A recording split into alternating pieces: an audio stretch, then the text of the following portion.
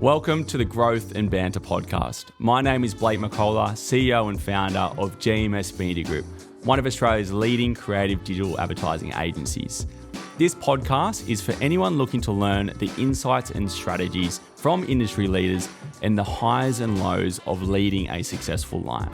Today, we're joined by David Flakelar, and he's going to teach you the strategies to harness your inner performance to excel in your business and in life. Hope you enjoy. Welcome, David. Thanks, Blake. So we've had the pleasure of, getting to know each other over the past, what's it been, 6 months, both professionally and personally. And I'd love to, just start off by just getting your insight on, number one, what inner performance is, and two, what led you here today in your life to practice what you preach and to do the things you're doing today. Cool. Well, inner performance adds to the training paradigm. Most people are familiar with hard skills. That's like technical skills, whether you're a dentist or a lawyer or a tradie. And then there's soft skills. People are familiar with that term, which is learning to communicate, have EQ, and be able to relate to people. But what inner performance adds to this equation is inner skills. In other words, how are we when we turn up to execute our technical training? Or how are we before we actually talk to people in terms of people skills? And so we specialise in that realm of learning how you are, your attitude, how you are emotionally, how you are with your stress. Are you nice and grounded? Are you calm and focused? And this is sort of has wide-ranging applications for many contexts, business, personal, and of course our health-related issues. How I got here was an interesting story from my perspective. Yeah. I didn't start off in the health realm. I followed my father's footsteps as a land surveyor developer, and that played to my strengths from school, science and maths. And I loved it, and I thrived in it, and I went to uni, became registered, did all sorts of crazy jobs in my career. Was flown in helicopters out to the Northwest Shelf, setting out offshore drilling and blasting, worked in the desert in WA, set out high-rise buildings, all sorts of weird and wonderful things. I loved it. But something happened probably in my mid-30s that changed my direction. I think for a lot of us, when we hit hard times, we reflect on what we're about, what's important. And for me, I hit a milestone with a relationship, and I thought, if I don't really start to look at myself and improve, if I lose this relationship because I don't own anything, I could really beat myself up for the rest of my life. So that sort of started a whole journey of personal development to take responsibility for my part of the relationship. And if in the end, if it didn't survive, and at least I did my best, I can live with it.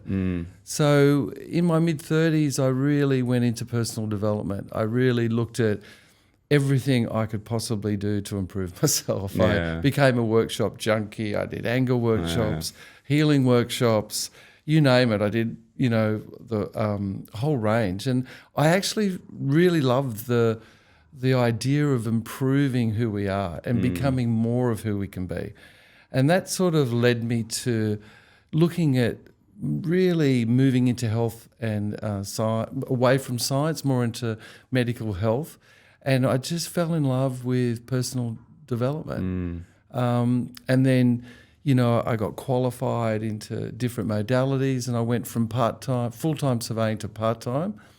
And I just transitioned over, and that was like 20 odd years ago. Wow. And 20,000 people later of treatments and doing facilitations and workshops and trainings, I find myself in a completely different area of work than I started my career. But I'm glad I did. It hasn't been easy.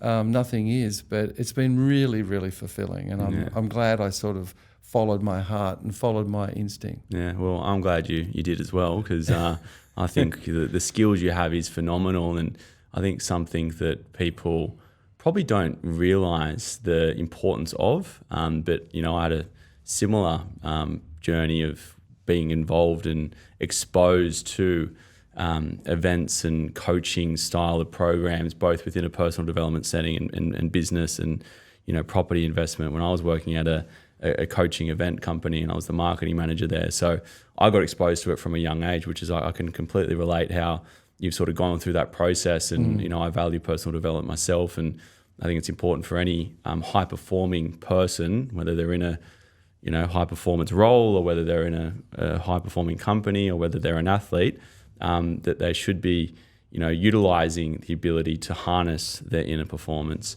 And I think for those out there that don't know the difference between, what you do versus an ordinary life coach, what are the main differences between your methodologies and practices, from an inner performance point of view and performance, maximising your performance in life versus, say, just an ordinary life coach? And there's plenty of coaches out there these days. Yeah, there's a coach for just about everything. Right. And look, coaching is a really, really great thing to have. I've had coaching, I've learnt coaching in my training. Coaching is really simply helping people find the answers to the problems that they already know, or at least finding the action plans to go and find help that they need. And that's a really valid process.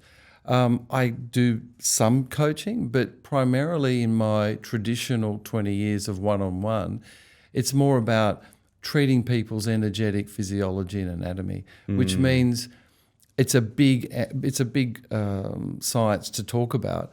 But primarily I treat people for health-related injuries, whether it's physical problems, emotional traumas, or mental health issues. And so that part of my business, which I call personal, people come for a huge range of different ailments, and I use energetic skills to be able to bring about healing for them.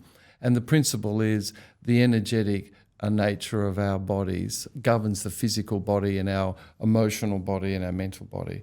So the energy to our body is like water to a plant. Needs to be healthy and free-flowing. Then the plant thrives. And for us, if our energy, our emotions, our mind's healthy, that fires up our biological systems. They can thrive, our muscles thrive. So it's a simple example would be if we worry a lot, we can feel sick. And if we keep worrying, it'll throw our digestion out. And we can get stomach ulcers. We can throw up. People at the start of a grand final, they'll be throwing up and so forth. So there's a very established connection between mind, emotions, and body. And so I help people untangle in a personal session what it is in their mental, emotional history that's leading to their problems with their health outcomes. And so how I started to apply it to business, that I had some business people say, look, we struggle with stress. Can you help us with stress? And I said, look, no problem. And that was quite a while ago. So I started to apply my teaching and my understanding to how I can help people in a business context. And so I developed stress management programs from there that went really, really well. And similarly, I had some athletes come to me for health-related injuries and wanted help how they could apply and get help with stress in sports context. So some of my clients are, Marti Levy from the Paralympic team, Owen Wright, and different sports athletes. So it sort of happened by default that I sort of added sports and corporate training to a base of very strong energy medicine applications and history. As I said, I've treated 20,000 people. So that's how different it is. It's quite broad depending on the context, whereas it's the applications of energy medicine is really the new medicine, and it's been talked about in many different forums across the board. Now people understand that the energy that we derive from our mind and our emotions and our thoughts have direct impact into our biological systems, in our well-being from our mental health perspective. And the energy is critical to sports performance and any high-level achieving, because it actually governs not only strength and flexibility, but the quality of our thoughts, the quality of our mind, the quality of our relationships. So it's quite, interactive and applicable to so many areas. And that's a long answer, I know, but it's a very different comparison to just looking at a coaching element to what we do in a performance. Yeah, I think you're spot on there. There's the holistic approach that you provide versus maybe just focusing on one niche of life. That's right. Yeah, and you came in and did a workshop with my team, and that was great to get my team sort of across how the part of the session was around putting yourself in a bit of a meditative state and doing breathing exercises when dealing with tough situations. With us, it's about dealing with potentially a campaign that's not performing, or a tough client, or anything external to their work that could be impacting in the office. So that was amazing just for you to come in and do that. What the one thing that I always get interested by is the difference, but also the commonalities between high performing sports athletes, like you mentioned, you're working with Owen Wright, and business professionals. So you obviously working across those two fields. What are the main common threads and or differences between the two when you sort of break it down? Yeah, in any sort of endeavour, particularly in business or sport, there's always pressure. There's pressure to perform. There's pressure to meet deadlines. There's, the fears of screwing things up. There's the fear of failing. All those things bear down on individuals. The problem is that most of us don't have any training in learning how to manage that stress, managing the fear. And we can't just overlay a positive attitude on everything and think that's going to resolve it, because we're emotional beings as well as mental beings. So the key for both business and for sport to do well at a high level is learning how to manage that stress so that the stress is not managing you. So it's normal to have fear, it's normal to have nerves, it's normal to be able to deal with those pressures in an acute situation, but we need the skills to manage it. And so both parties, we teach how to stay really calm in your body, how to stay focused, and how to tap into those high performance attributes of courage and wisdom, and to make those good decisions in the moment. So there's a lot of qualities that we can tap into ourselves and manage the stress if we have the keys and the skills to be able to do it. Yeah, and you mentioned athletes are highly competitive by trait from a young age, and perhaps a business person might not have that attribute. In fact, sometimes it's quite the opposite. They want to collaborate and share their secrets with other people, and that's a lot of what we do in business is sharing and collaborating and uncovering everything. So there's a lot of transparency, but I like how, when we were talking earlier, the fact that sporting professionals, will have their methodology and keep it to themselves because they're so competitive. That's right. So, it's funny because we're talking about Owen Wright with David also, my business sort of M&A coach, and we're working with him at the moment, working on some sort of big projects with our agency. And you guys have a lot of similarities, and we're talking about Owen Wright and his upbringing and the discipline that he has, and how that's related to him sort of going into that Olympic contention and winning bronze, and the trauma he had through that process. I'm reading the book at the moment, and so was David Sawicki, which was quite funny. But talk me through that story, because I think that's a really cool one. Someone on that level using someone like yourself. Well, it was very organic. Owen lives close to where I lived up at Lennox Head, and we were surfing one day, and this was just before Owen got back into the WSL. And I said to him, just, when he was surfing, I said, "You look like you're surfing pretty well, oh." And he goes, "No, there's something not right." And I go, "What is it?" And he was talking about some of the symptoms he was having. And in my mind, I understood what they were. There was an energetic issue that he was having trouble with. And he'd been to all the traditional neurologists and physiologists and brain scheduling, and they did a great job to get him back to where he was. But what had happened was that he experienced trauma. And when you experience trauma as an athlete or as a person in everyday life, it does damage your energetic system. And so we discussed it over a coffee, and I gave him a session and basically resolved that energetic influence that was imbalancing him in his sport, because he was struggling, feeling really in his body again. And obviously a surfer needs to be very in his body and grounded.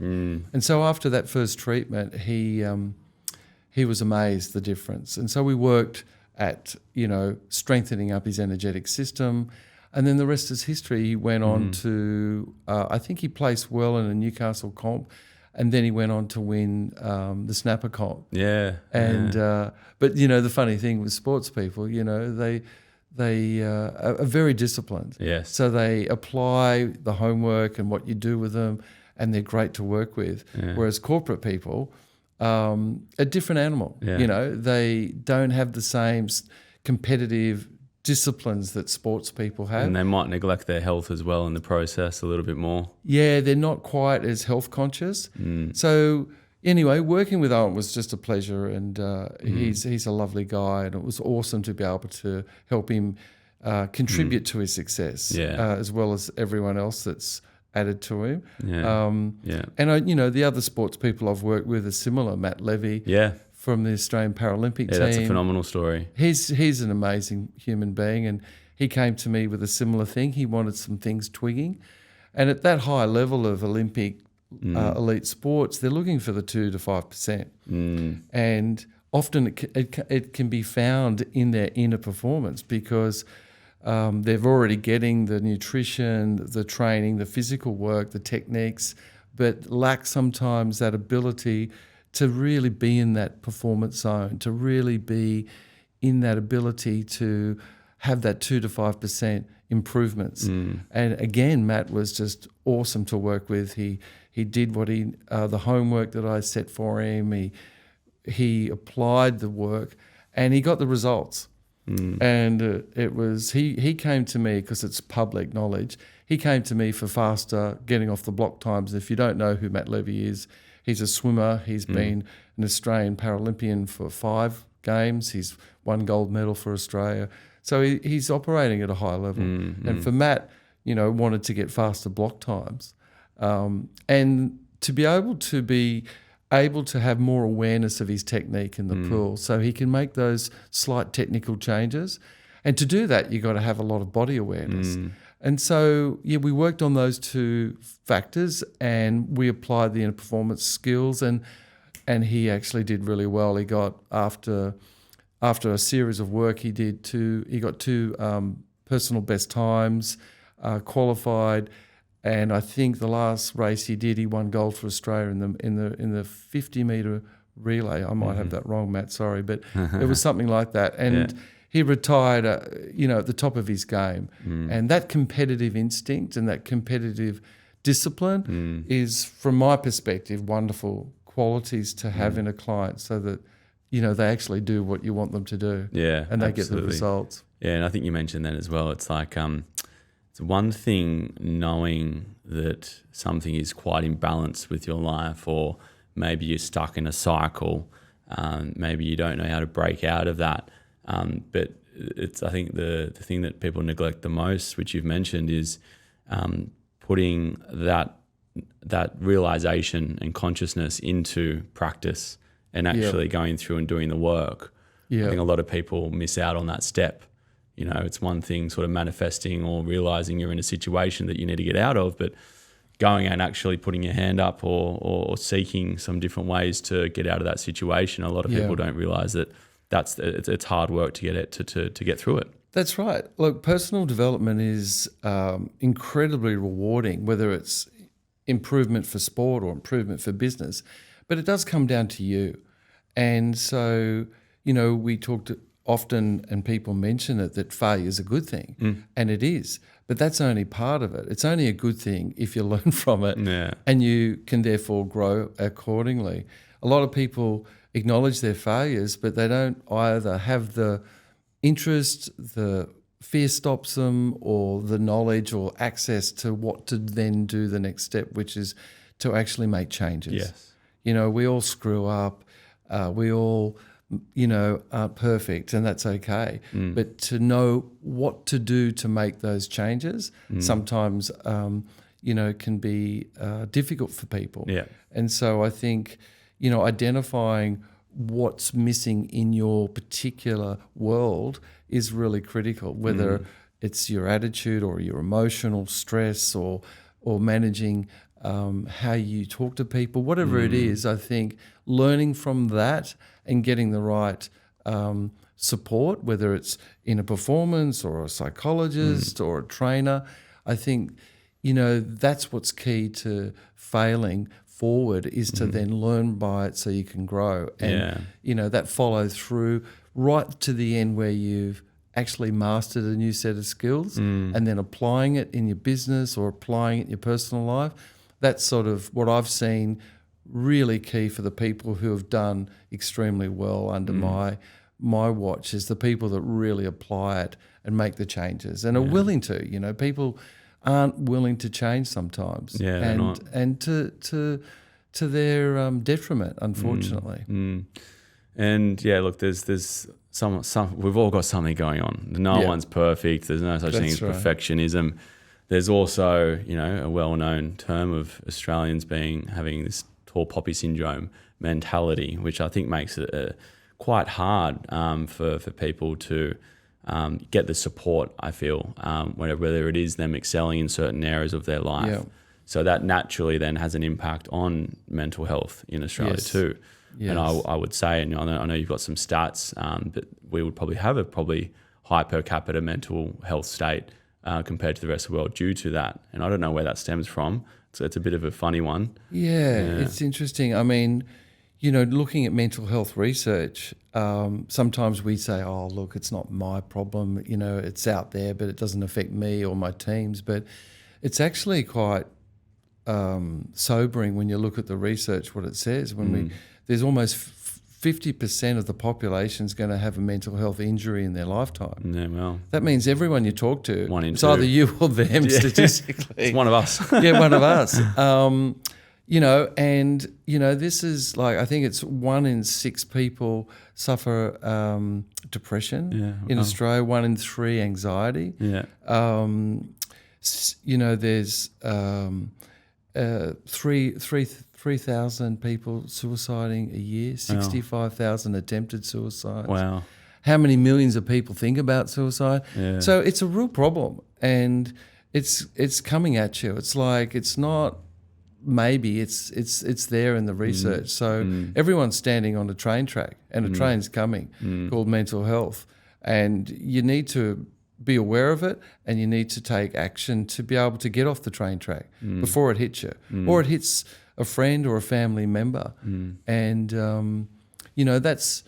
that's a real why I do what I do, because I've seen so many people suffer adversely, unnecessary from mental health causes, whether it ends up being in hospital, or they have a disease, or they have problems in their stress-related, or they lose their marriages because they can't manage their emotions or their communication, or they haven't resolved the issues that from their traumatized childhood.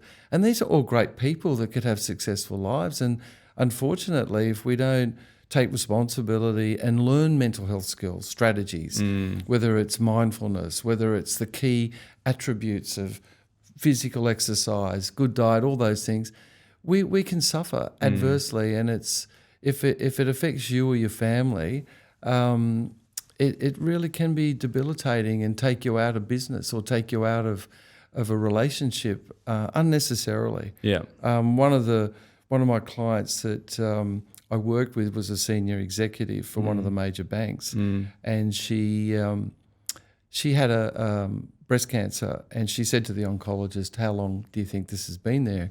And he said about 6 months.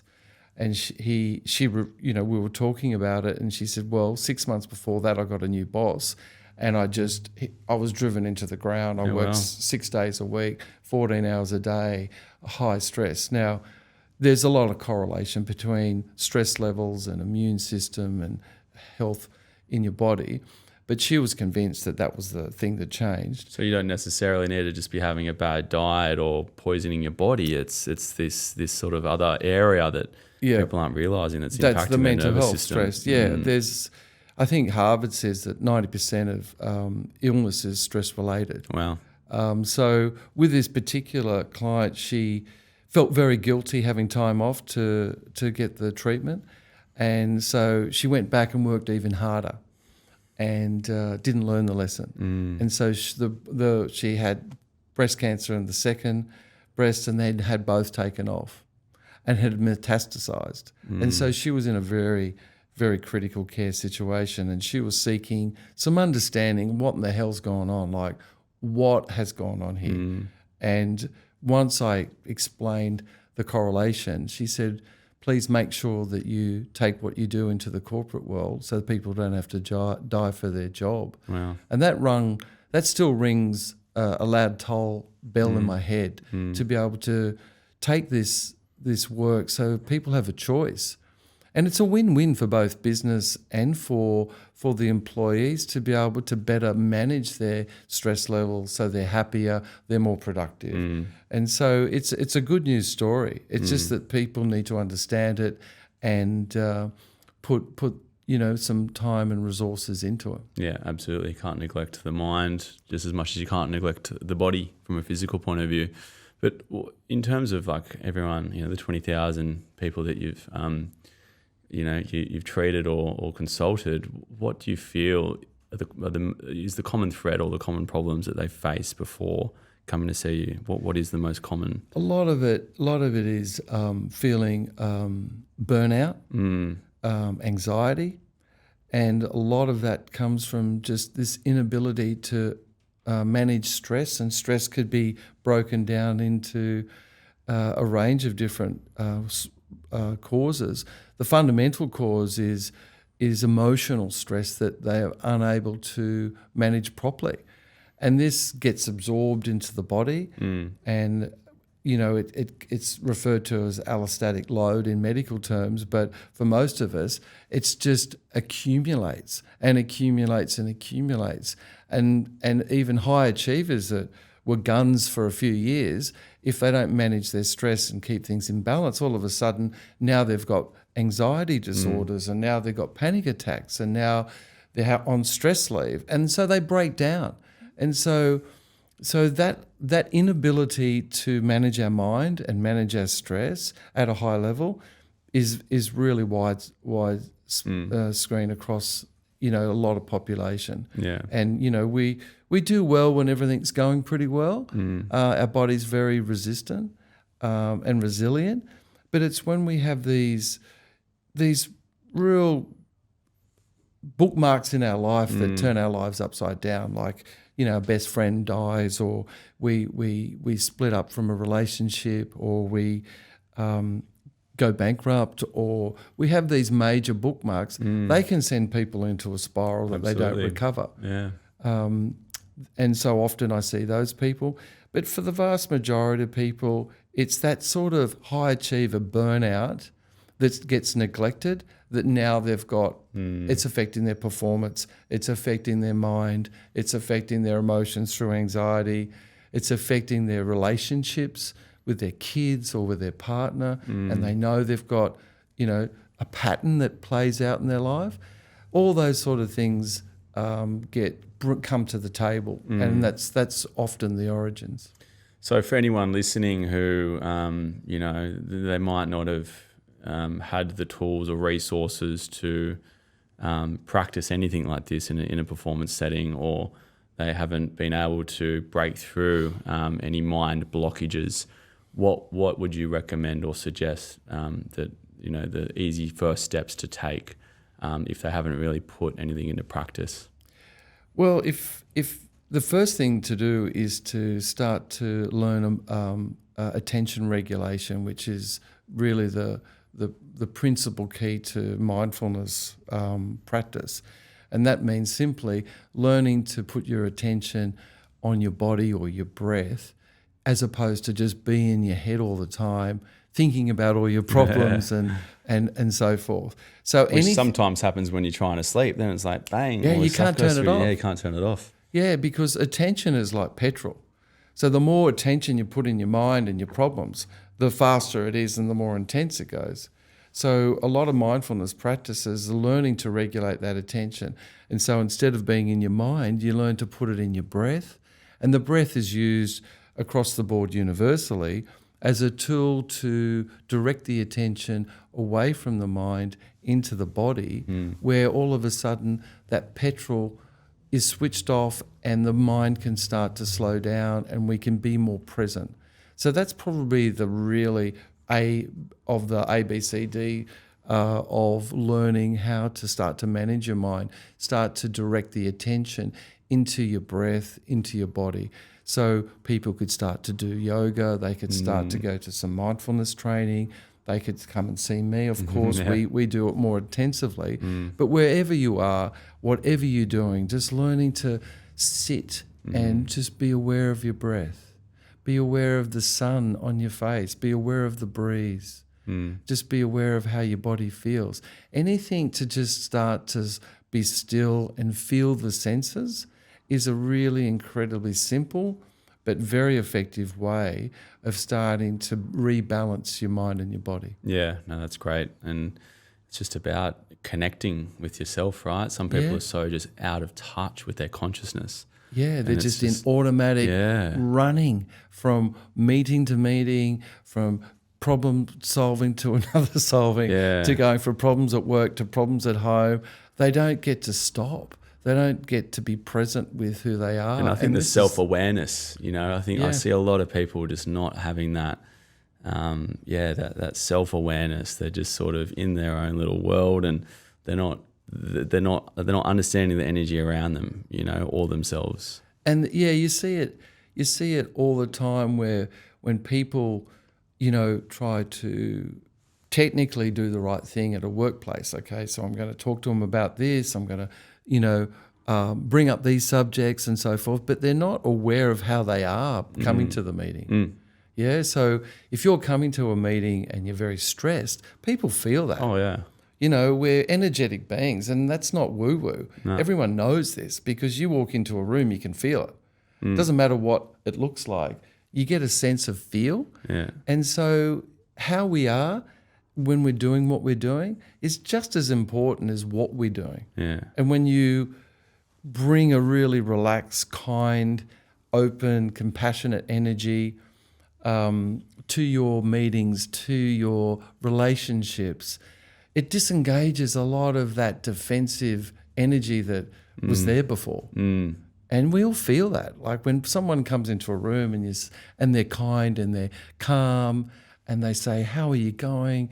What's going on for you? And let's talk about this. All of a sudden, you're much more feeling more comfortable. You're more likely to be able to be more collaborative. Yeah. And so it sounds very simple, but it's sort of been left out of our training. Yeah. And it's been left out of our education. It's true. And it's maybe they should teach that more at school, because I feel it's complete negligence to not understand that there is energy both in a positive and negative way, which is literally made up of the universe. And we're a product of that. Yeah. For us to not understand how we work in similar ways to how the universe works, I think a lot of people just don't even understand that, or they think it's, woo-woo, or like, oh, it's too overwhelming, I don't want to know about it sort of thing. But, when you do start breaking it down of why we're here, how we're made of, and what the universe is made from, it's literally hand in hand how we operate as humans. Absolutely. And when you look at the energetic system, it's just physics. It is. Because you have fields of energy that then break down to affect meridian systems that transport energy to biological systems. That's on a health-related program.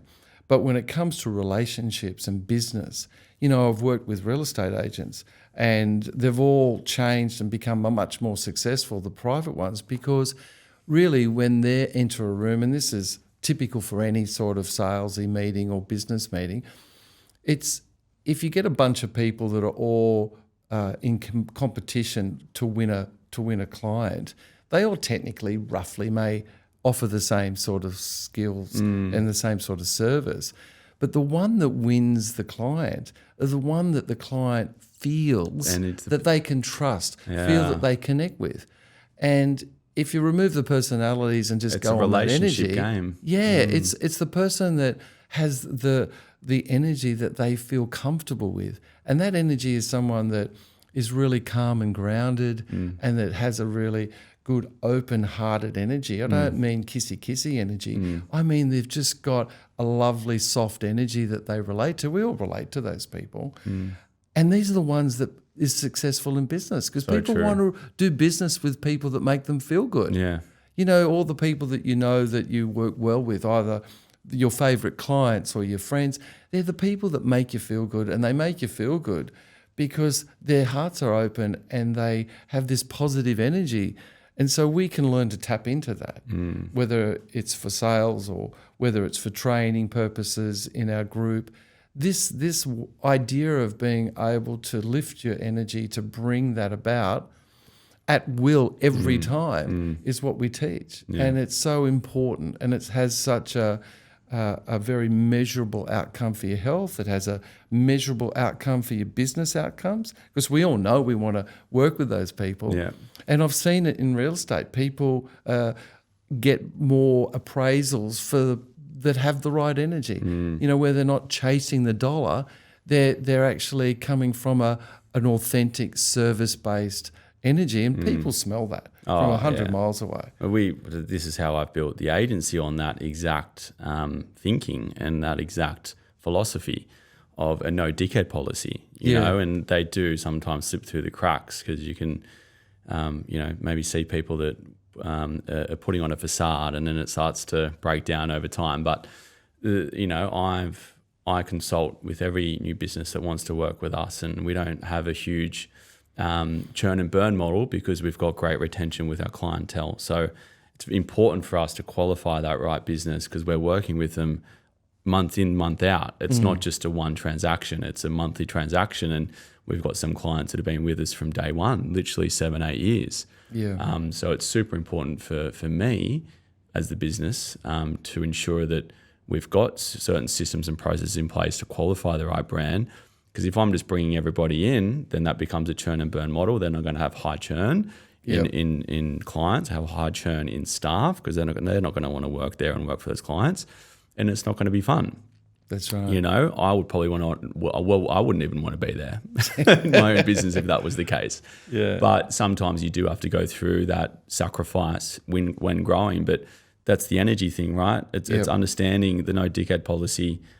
If you're going to be stuck with that person in business, then and from a staff and recruitment point of view, that's the same thing. You know, I look for attitude and culture over skills. Yes, you can teach skills. You can't. Sometimes the attitude and the culture is harder. It's too long. It takes too long to train, and sometimes it is untrainable.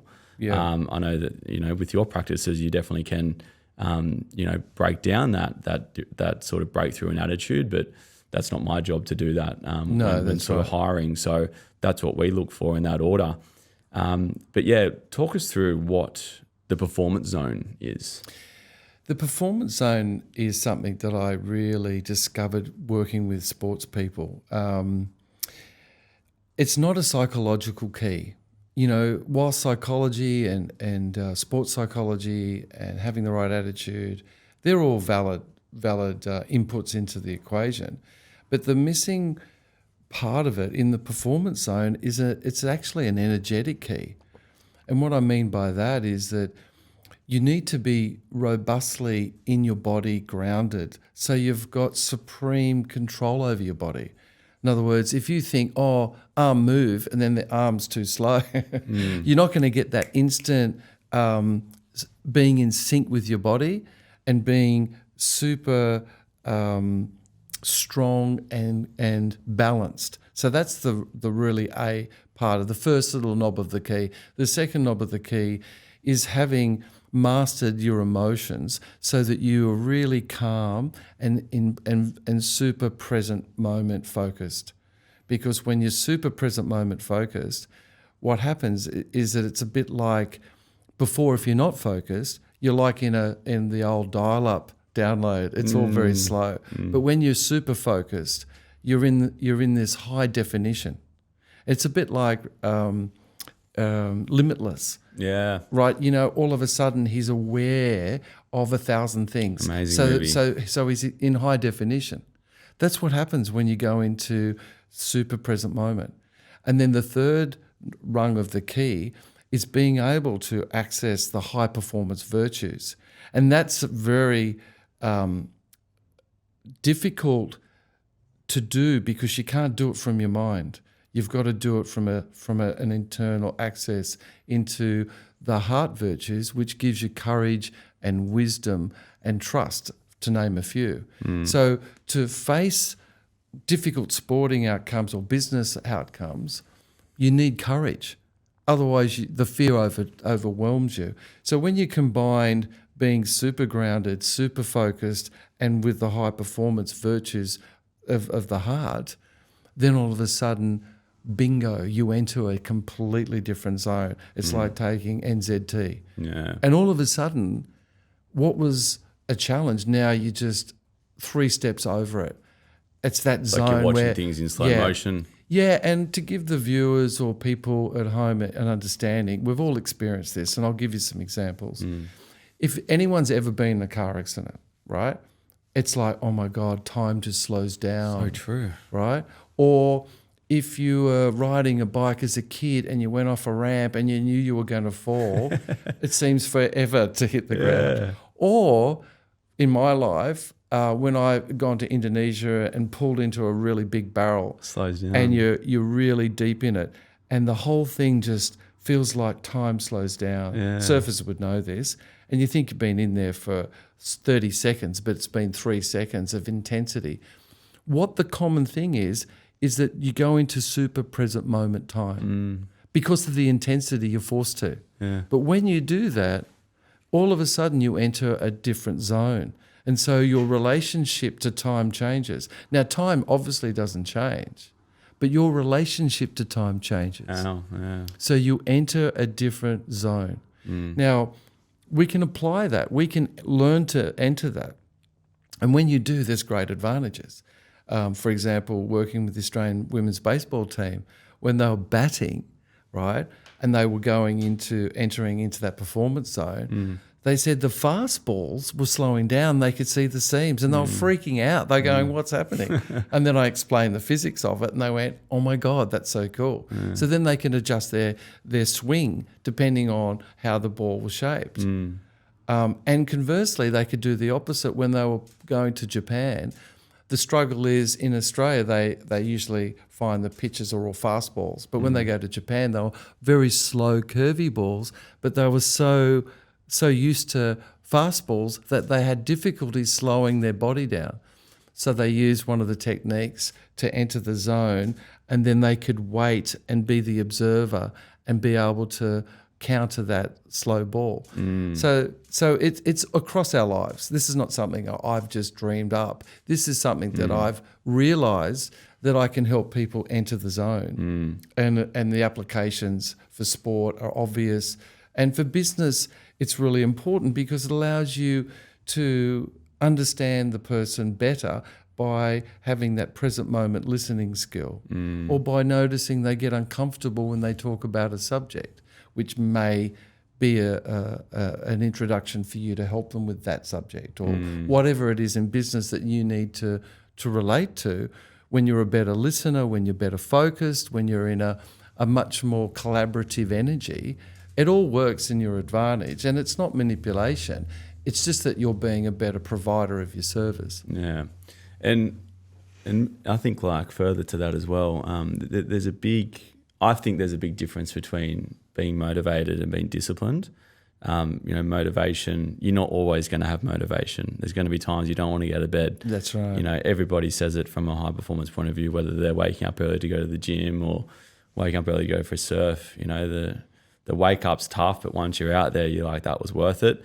So the motivation's not necessarily always with you every day. Every week and every year, you're going to have times of low motivation, and you always hear people going, I'm just not motivated this week. Yeah. Versus discipline, if you've got those principles in place, you're going to do it regardless because you're working towards an outcome, and you know that doing that is serving you a purpose in life. But what do you feel, because consistency is very hard in life, and I feel that's been one of my struggles over time as well. You know, I'm very on and off, and you know, I think that finding that balance now in my 30s has, you know, I'm starting to sort of practice more of a sustainable life and strike that balance, particularly when I'm leveling up in business and all that sort of stuff. But what do you feel people trip up on the most when trying to be consistent and? Well, I think the obvious things that most people talk about is like have a system and a routine, so that that helps you be consistent, and that's fairly universally accepted. You know, go to the gym at 7. You know, schedule it. If it's not in your diary, it doesn't happen. So I think that's a real given. I think the why, most people understand that's an important thing. Like, why do you want to take those vitamins? Yeah. Why do you want to exercise? So having a strong why is a given, which is your purpose. And here's the cruncher. The thing that disables most people in being consistent is when they emotionally slip and they go downhill. Because when we're happy, we're able to do everything, and it's like, yes, let's go to the gym. Yeah. Yes, let's do that. But when we get stressed, when we get wounded, when whatever it is, that's when we tend to go, oh, look, I couldn't be bothered today. Yeah. Or, you know, you pick up the bad habits. You just don't give a shit. You sort of start to slip across the board. And that momentum just builds like a snowball. So it's important to be able to do two things with that subject. It's important not to beat yourself up if you're emotionally slipping, because, you know, we're emotional human beings. You know, it's okay to feel disappointed that you didn't meet your target, or, you know, sometimes we do get hurt by our partners or our friends. It's normal. But what's important, and this is where I try to teach people to be, you know, proactive, is that instead of reacting to the emotional stress and let it take, as you say, it snowballs, learn to be proactive and manage it. So it's okay that I feel angry, stressed, tired, shitty, but let me manage it with specific ways, specific energetic techniques, meditations, so that I change that energy, I change that emotional weakness back to a neutral, calm, positive space. And then, great, and all of a sudden you're back on. So I think that's the key. When people get emotionally stressed and wounded, their minds reflects that in their attitude, and they just don't have that sort of discipline to stay consistent. So I think learning those self-management skills, I find personally, is critical, because if I'm in a shitty attitude and I'm not doing my routines that I know I really want to do, it's because something's going on internally. Yeah. And I've got the skills to self-manage that. So then I come back into a good zone and I'm in a good mood, and then all of a sudden, bang, okay, yeah, let's do that thing. Whereas before, you go, I couldn't be bothered. I just couldn't be bothered. Yeah. That sort of attitude. Yeah. So I think that's key, emotional management. And I know that we've touched on this a few times already with, like, you know, the certain little practices or steps people can take, but what are the main, I guess, takeaways or keys, like you said, particularly in today's world of comparison on social media and online? Yep. You know, looking at the highlights of everyone's life, the indulgence of, you know, the ability to be able to get over whatever we want, and the immediate gratification of today's world, and that's only going to get worse. And there's going to be times with technology that the click of a finger, we can almost get anything we want. So it's creating this sort of, I don't know, almost like a serotonin boost every time we want something. It's there, and you know, AI is gonna, you know, it's going to be crazy what AI is going to do to us over time as well. Yeah. So I guess with that in mind, in today's world, and it potentially only going to get worse with distractions and shiny objects for us to get carried away, what are the main takeaways and keys there for people at home? Well, I think you need to understand that we've got a physiology that's millions of years old. Just because technology's come along the last 20 years or 30 years doesn't mean the things that we need for our physiology to be healthy are thrown out just because they're not cool anymore. So I think those fundamentals that keep our mind and emotions and body healthy are always going to be there. Being able to slow down, being able to connect to yourself and manage your internal self so that you're happy from the inside or feeling good from the inside out is really always going to be fundamental. In other words, if we look for external shiny objects or gratification to make us feel good, then that's never ending.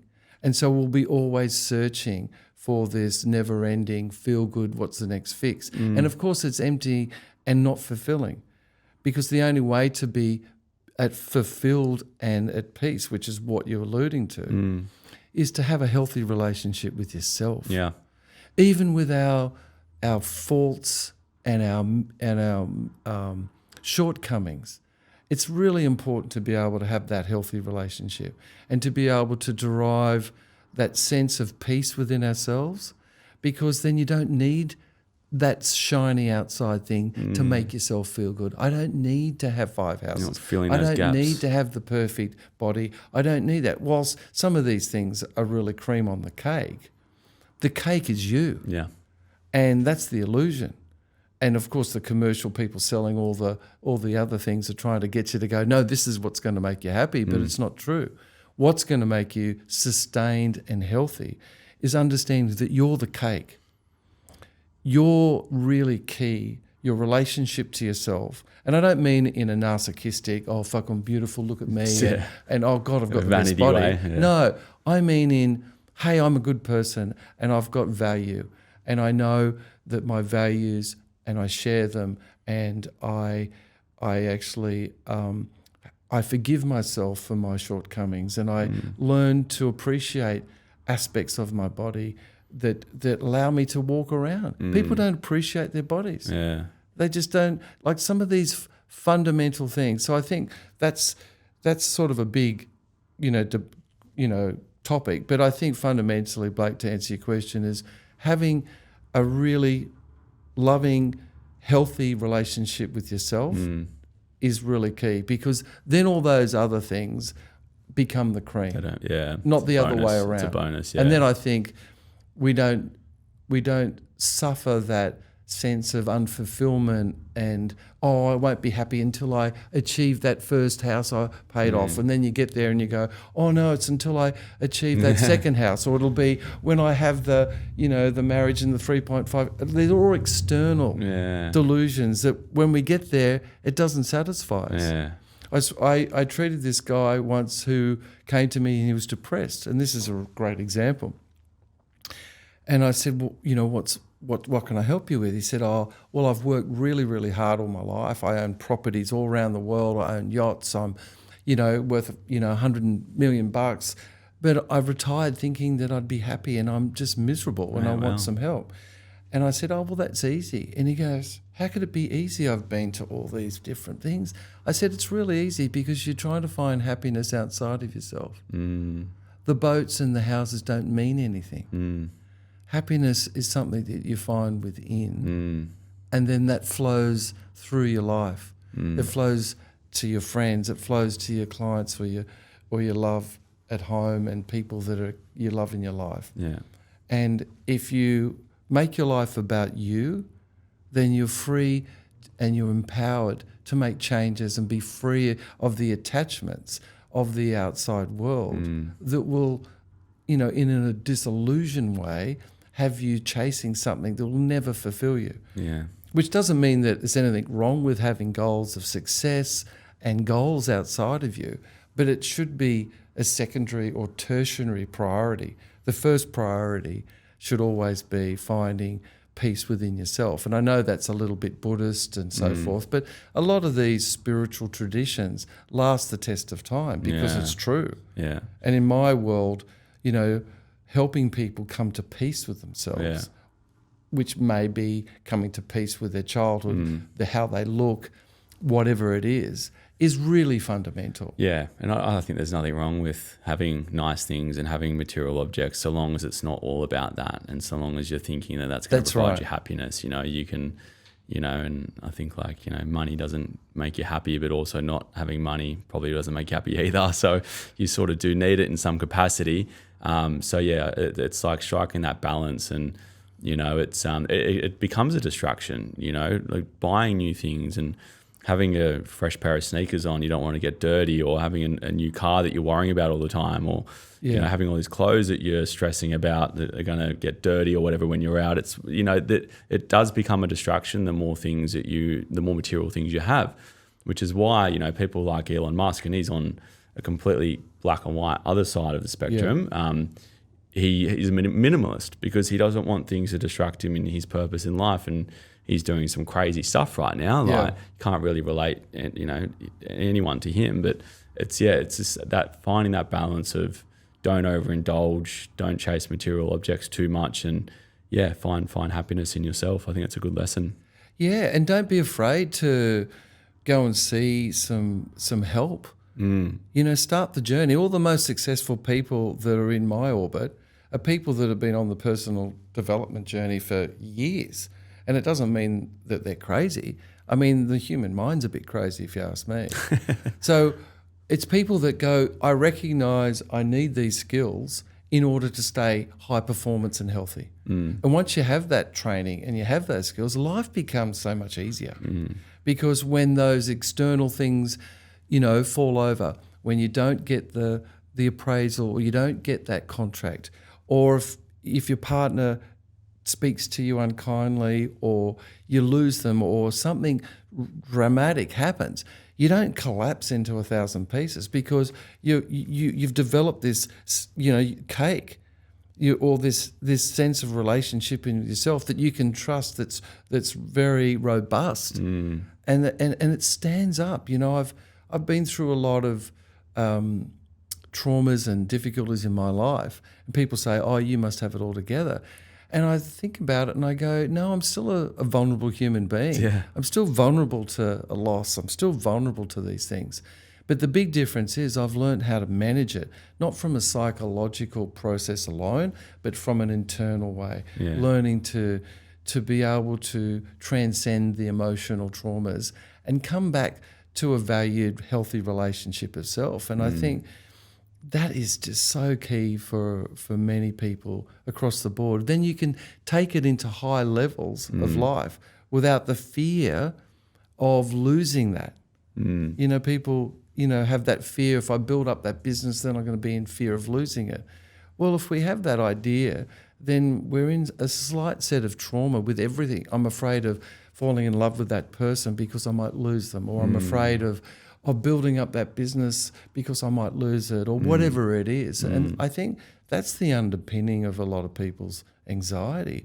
Not having that really safe, comfortable place in themselves to feel secure, irrespective of what happens to ourselves in our life. Yeah, I think it's funny what you said there. It's like people can look at you and go, you've got your shit sorted, you're sweet, but everyone's human. Exactly. And we work with tons of, one of our main segments with, who we work with within my agency is a lot of coaches and consultants across different niches, but they're specialists and they're coaching other people. It doesn't mean that they don't need coaching as well. That's exactly right. A lot of people say to me, oh, Blake's got his shit sorted, and it's like, well, there's a lot of challenges with running a business and, having to tell others what to do. And, sometimes I don't want to do that. Sometimes I want to be told what to do, So it's like, you don't know where people are at.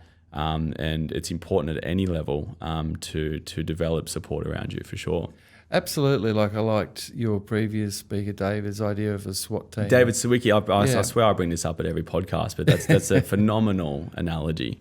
And it's true. I'm part of many people's SWAT team. Yeah. And I've got my own SWAT team. Yeah. And I think it's just... You're part of my SWAT team, it's healthy. That's right. It makes sense. It does. Because when we don't have to have all the answers and we can't do everything ourselves. No. So you pick... It's naive to think you can do it on your own. And it's arrogant. It is. And so when you do have those critical care health professionals in your life, or coaches or whatever, it gives you a lot of security because you go, hey, if I fall over, if I'm going to have a bad time, I've got people that can support me. Yeah. And I think that's really part of having a healthy mental health strategy is to have those people in your team that can be there for you when you need it, so that you can take risks, so that you can push yourself without the fear of having to hold it all together. Yeah. So yeah, he's bang on. I think that's really, really wise. Yeah.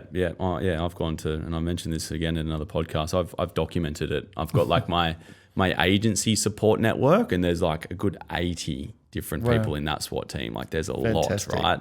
Then I've got my own personal SWAT team. Yes. That can range from, legal to HR to personal training to yourself with, harnessing inner performance to, geez, there's so many others there I can't even think of. But it's like when you actually document it, that's when you know, okay, there's a lot of support around me. And it's important. And I think, it brings to mind the problems from a lot of men in business, that they feel that if they acknowledge that they've got some mental health issues or some emotional traumas or things that are eating them up, that's somehow weak.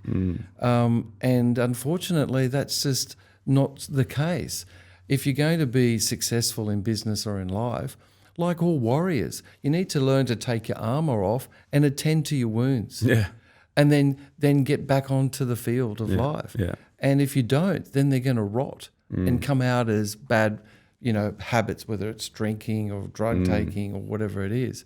And so most of the people, unfortunately, I see, because I don't see enough men seeking help. It is starting to turn around. Yeah, there's that mentality of like, she'll be right, particularly in Australia. Yes. But she won't be right because something's going to give. Yeah, exactly. And it's actually, it's just dumb. It is stupid. There's too much science out there, and there's too much anecdotal evidence to show that when you get the right team together and that support, Richard Branson and all these great business people have their SWAT teams. Oh, and I mean, huge for those amount. people that think they've got to do it on their own, you don't.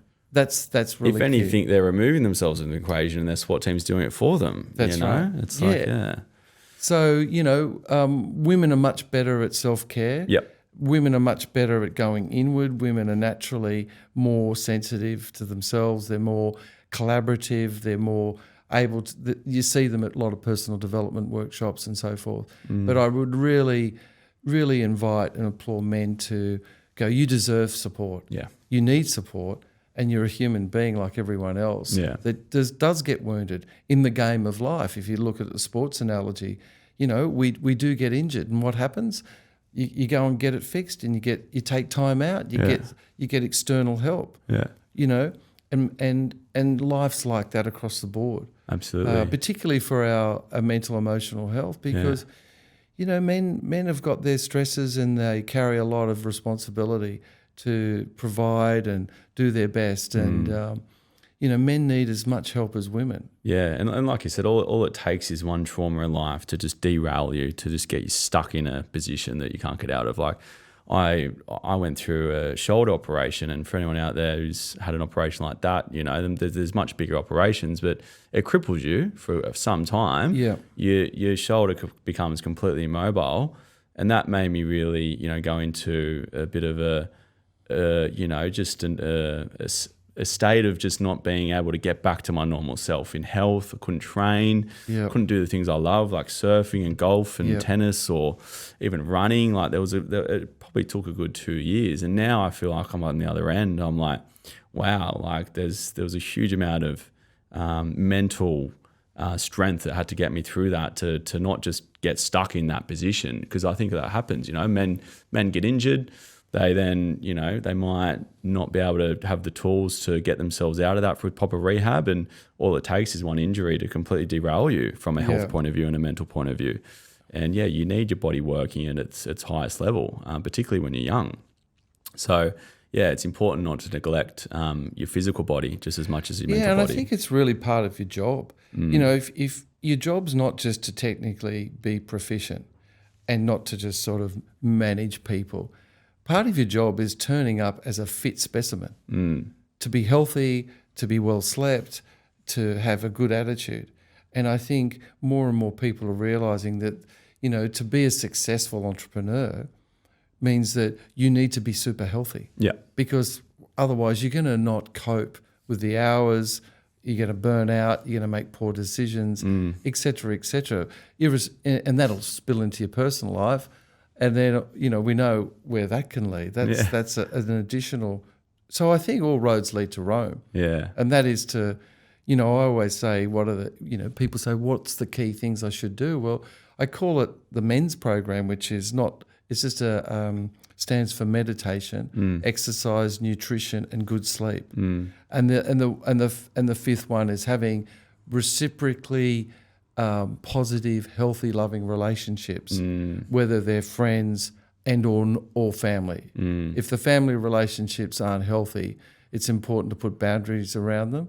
And some people, they're friends of their family. Yeah. So, and I think it's like tackling it head on as well. Like when I got the operation, they found that I've got a weak anatomy with my shoulder. I don't have a labrum at the missing part of my labrum at the top. Yep. For anyone who doesn't know what a labrum is, it's basically the socket that holds the joint in, right? Yep. So there's a gap there, which then you're predisposed for it popping out, and through football and sport. And I've had this mental block with the shoulder being injured since probably about 1920. Right. And then I remember the first time I popped it out, I had to go to hospital, and then I got the MRI, went to a surgeon. He's like, you got to get it done. I was just like, arrogance, nah, not doing it, it will fix itself. It happened again and again, and it wasn't until the sort of third or fourth time I was like, all right, it's basically 50% torn now. But there was a predisposition there I had no idea about until I went into the operation. And now I know what it is. I'm able to better manage it, and my life is so much better. Yes. Like as a result of that. Whereas before I was like always skating on thin ice. Like what happens, I just didn't have full confidence in my body.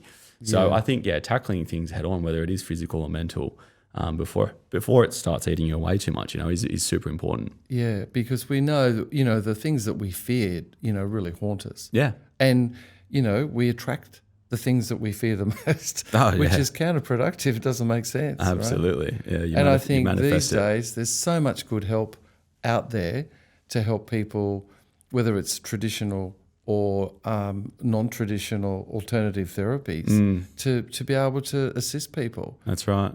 I think one of the best things that's ever happened to me is really tweaking on to personal development and alternative therapy in my mid-30s, so I could, develop a better version of myself. Yeah. Instead of waiting till I was 60 when it's potentially not too late, but you've done the damage. Yeah, 100%. So outside of business and your practices, what do you feel the biggest challenge has been for you? I think, that's a really good question. I think self-doubt is always sort of an old wound that I had, and believing in myself. That's a common one as well.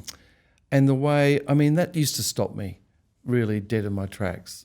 But now I don't. I've done a lot of work on it, on myself, obviously, because this is what I do.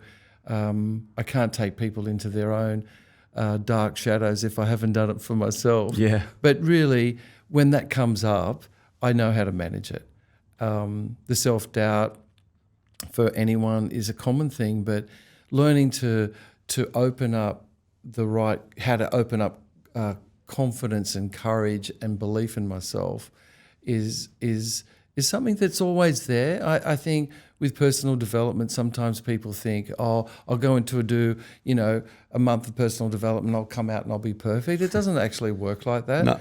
A lot of our injuries, mental health injuries from our childhood, can be, healed or resolved to such a level that it's not impacting your life. But it sits there as a little reminder every now and again. It gets triggered.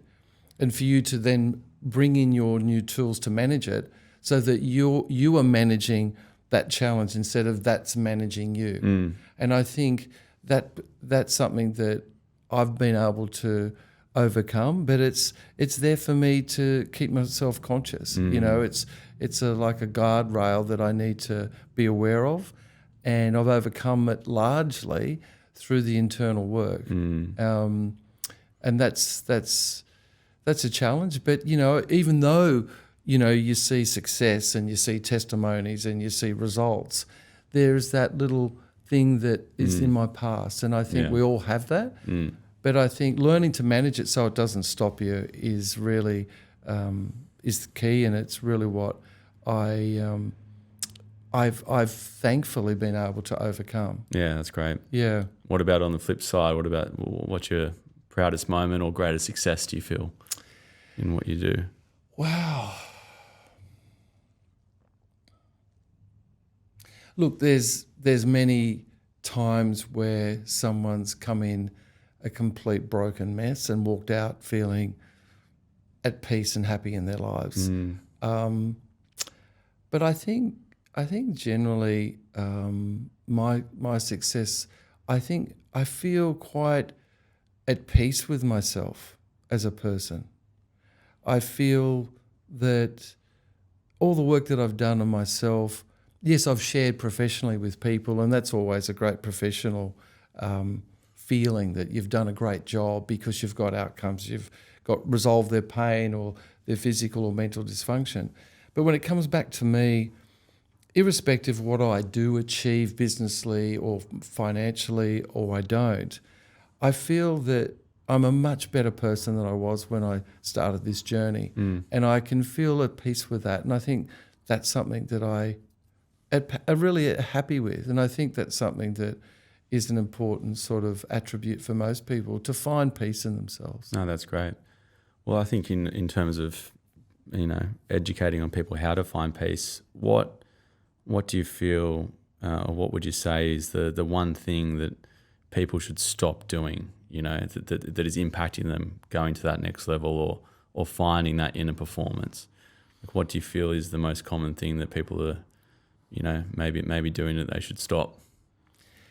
Probably the judging themselves is a real key. Judgment is so destructive because we're fallible, we're human beings, and we're not going to be perfect at everything. But if you go into an attitude of judgment, which is purely a function of the mind, then we're always making ourselves wrong. No matter how well we do, we say, well, I could have done that better, or I got 90% of my exam, I should have got 100, or beating yourself up sort of mode. Yeah, you've done really well to achieve that in your business. Oh, but I could have done, judgment. I'm definitely at fault at that. Judgment is just pure toxin. And people will then ask me, well, how do you live life without judgment? The key for that is learning how to remove the things that block your heart, because the heart takes you down a discerning path, which is a completely different set of outcomes for you. The discerning path is one where you still acknowledge what's right or what's wrong or what needs resolving, but you do it in a way that's positive, that's solution orientated, that's you have gratitude, you have a lot more constructive way of thinking, and that's traditionally spiritual hell and heaven. People on this planet can feel like they're in heaven by following that path, or people can be in hell. It's the same reality. The difference is whether you go into a judgmental mindset or whether you go into a compassionate mindset. And those pathways will determine whether you're feeling happy and at peace and productive in your life, or you're feeling like you're always under the whip. Yeah, it's like the way you think things should be is reality, so that's exactly right. People can be thinking in a very pessimistic, negative way, and that's going to be reality for them, versus someone who's thinking in a very positive way and, more grateful and content, I should say, because you can't have one without the other, then life's going to be looking a lot sort of brighter. Yeah, and for people that are thinking, oh, look, he's talking about being all hippie guru and, all huggy and burning incense. I'm not. I'm talking about what do you genuinely hold against yourself that you haven't resolved, and learning how to do practices that are ancient, like go back in martial arts schools. They taught practices that open up parts of us to get those attributes. Because if you're going to fight, you need courage. And if you're going to live a successful life, you want to have the attributes of of courage and compassion, because we're all fallible, we all make mistakes. But if you don't have those attributes, you're always going to slip into judgment. And so to learn that training and to go down that journey, I believe is one of the most important journeys you'll ever take. And the reward is just incredible return on investment for what you do. Yeah. And awesome. I think that would be the most important realization that most individuals need to look at, so that they can be a happy, productive, celebrated human being instead of a self-deprivating, negative, wounded human being that takes it out on other people. Yeah, absolutely. And themselves the most. Yeah. And you don't have to change your reality.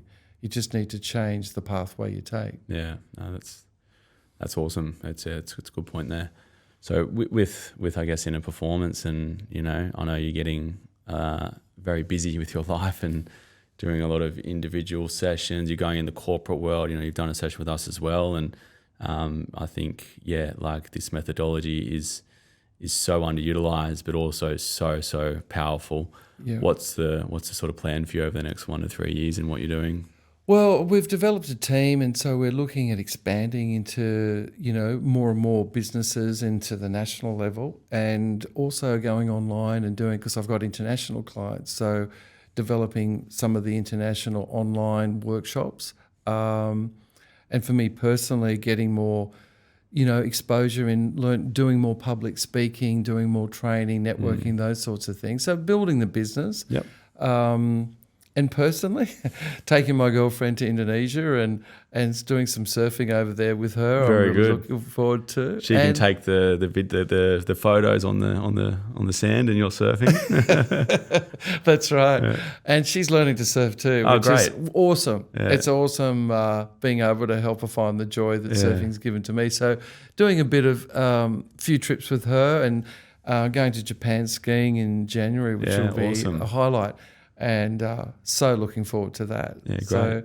So all those things I'm very excited about. That's sort of as a segue into my sort of next question is, you sort of teach and sort of give people the blueprint of how to live a sustainable life, but what sort of makes you tick? What are the things you do? Obviously, including surfing and having that as a release. What's the sort of sustainable outlook? What's a normal week look like for you outside of your practices? Well, I think, you've hit the nail on the head. Surfing for me is not only just exercise, it's fun. It's fun, yeah.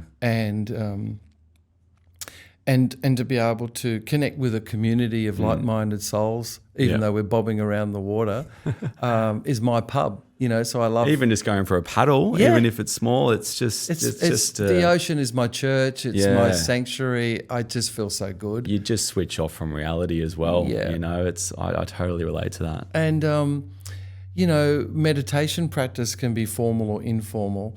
The informal is just being with the ocean and looking out to sea and being just still, looking at the sun shimmering on the horizon, or just being in nature is a lovely thing for me. It's very strongly connected to me. It helps balance me. It brings about a sense of joy. It rejuvenates me. I do like fishing when I can. Yeah, I love fishing. And the bonus with fishing, I like cooking. Yeah. So I love to get friends together when I've got fresh fish. Yeah. So that's a real happiness plug for me. And there's something else I do. Coming out of COVID, we all lost our social life, and I was thinking, there's a bunch of people I really want to catch up with, but trying to see them all is like trying to herd cats. Oh, seriously, yeah. It's just ridiculous. So I came up with this idea of let's put everyone together. Yeah. Into one place. They don't know each other. Some of them know or they've heard. So I invited all my friends. It took 3 months together, and we had this massive sort of event where there was 20 people in a room, and we all had drinks and food, and we went out dancing. It was the best night. Yeah. And people all wanted their numbers. It was quite funny, and said, "Oh, we'll start a WhatsApp group." And I thought, well, what'll I call it? And then I thought, well, they're all the people I chose, so I'll call it the chosen ones. Yeah, that's funny. So now we get together a couple of times a year, all those people. Yeah, I love that. And that's sort of my social sort of big fix. Yeah. I don't go to pubs or clubs or do all that.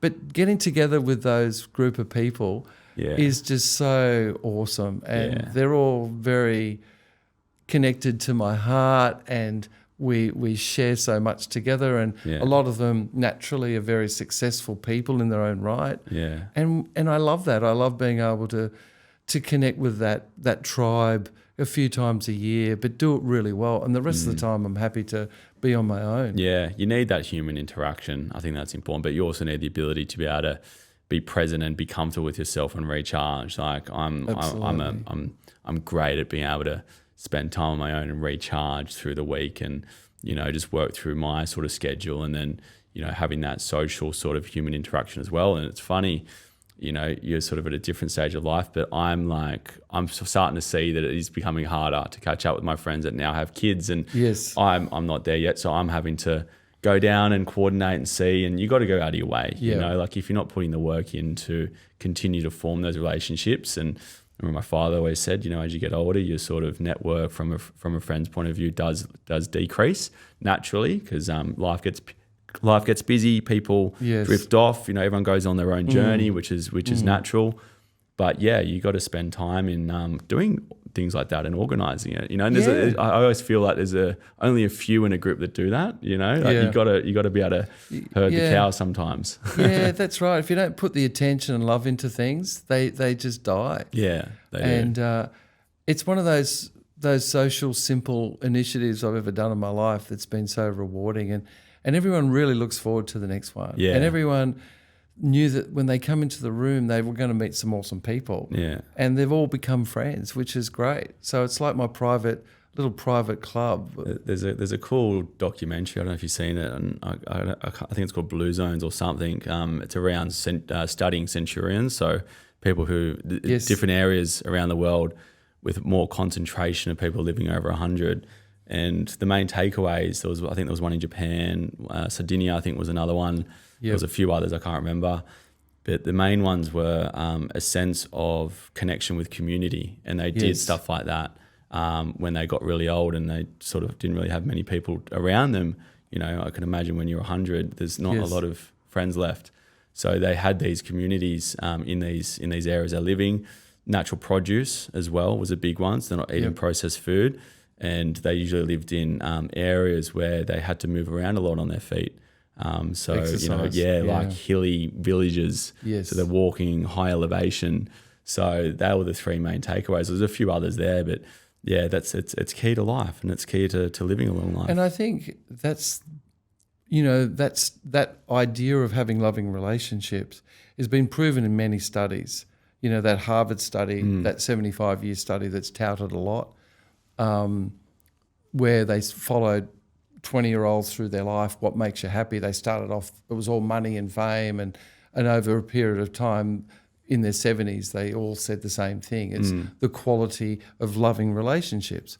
Now, for people, they don't need to be all weird about it, but if you have that relationship where you can share love and receive love, and it's such an uplifting thing. And, whether it's those people in those studies, they had loving communities.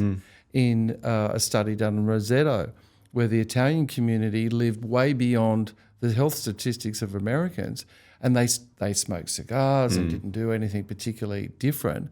It was because they lived in an Italian community where they all greeted each other and had that love and support. So this is like a no-brainer. And the problem is the digital era is doing the opposite. Yeah. I don't want to talk to Disconnect. anyone. Disconnect. I'll send them a text or like something. I don't want to actually go over there and actually say, hi, how you going, and connect with them.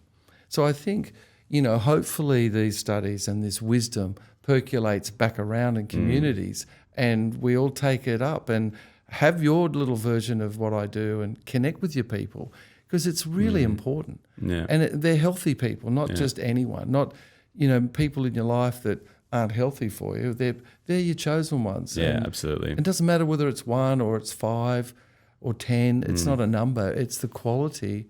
And I think you're right, Blake. It's really critical to make it work whichever way you can do it. And you feel it. You feel after those interactions, you feel high. You feel loved. You feel positive, and that's a natural, great thing to inject into your system. And I mean, everyone's the blacksmith of their happiness. Yeah, absolutely. And if you don't create it and take the research or the wisdom and cultivate it, it's not going to happen. No, not at all. My last question, I tend to ask this towards the end, and it's interesting hearing people's answers. If you could put yourself in your position of being 18 again, what would you say to yourself? I thought about this for a while, and I think the main thing I would say to my 18-year-old self is that it's okay you don't know all the answers. Yeah. You don't have to. Yeah. And to back yourself and back your instincts. If it feels right, follow it. If it doesn't feel right, don't.